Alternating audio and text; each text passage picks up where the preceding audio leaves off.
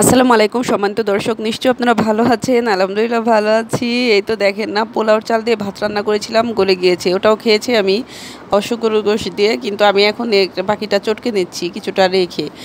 চটকে নিয়ে তারপর যাও ভাত হয়ে গেছে আর কি, নানা মানামও আছে, আবার একটু নরমও হয়ে গেছে।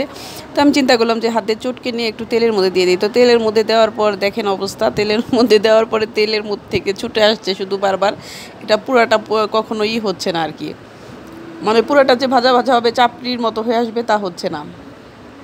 দেখেন অবস্থা।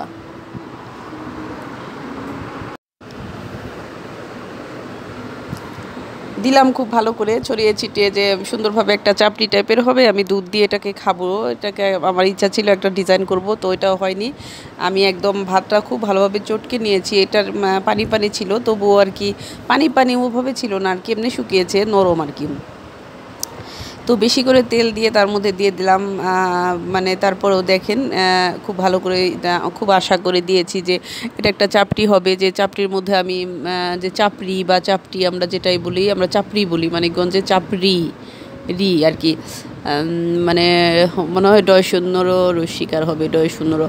এই তো দেখেন, এই যে এইভাবে এখন ধরতে গেলেও এটা দেখি ছুটে ছুটে আসে, তখন কী করবো, একটু হালুয়া বানিয়ে ফেললাম। তো ভালো করেছি না, আপনারা সবাই কমেন্টস করে জানাবেন যে আমি ভালো করেছি কি না। জানেন না, আমি মানে এটা দিয়ে একটা আশা করে নাস্তা বানাতে, যে বড়া টড়া এরকম কিছু, আসলে ওভাবে এটা হচ্ছে না, ছড়িয়ে ছিটে যাচ্ছে। একটু বাইন্ডিংয়ের দরকার ছিল, সে জাতীয় কিছু দেয়নি, কারণ এমনিতেই আমার লস। কারণ পোলাওর চাল দিয়ে ভাত রান্না করে খাওয়া, আবার তার মধ্যে আবার নষ্ট হয়ে গেল, যাই ভাত হয়ে গেছে। এই দেখেন, তার মধ্যে চিনি দুধ কিন্তু আমি দিয়ে দিলাম অলরেডি, মানে দুধও দিয়ে দিয়েছি, যে চিনি দুধ এই দুটো জিনিসই। তখন আমি চিন্তা করলাম ফেলবো কেন, আমরা তো পোলাওর চাল দিয়ে ফিরনি পায়েস খাই, তাহলে আমি এটা ফিরনির মতো হলো আর কি। তো মনে করেন ফিরনি, তো দুধ দিয়ে দিলাম ভালো মতো, একটু ঘন দুধ দিয়ে দিয়েছি, অল্প দিয়েছি, খুব বেশি না।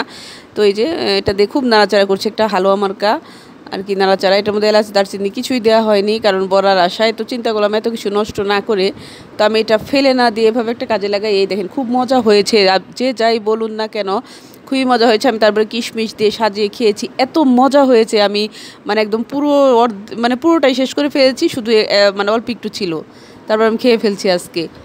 তো সবাই এভাবে যাও ভাত হয়ে গেলে না, পোলাও চালের ভাত, তো এই জন্য আমি খেতে পেরেছি একদম ফিরনির মতো, খুব ভালো লাগলো।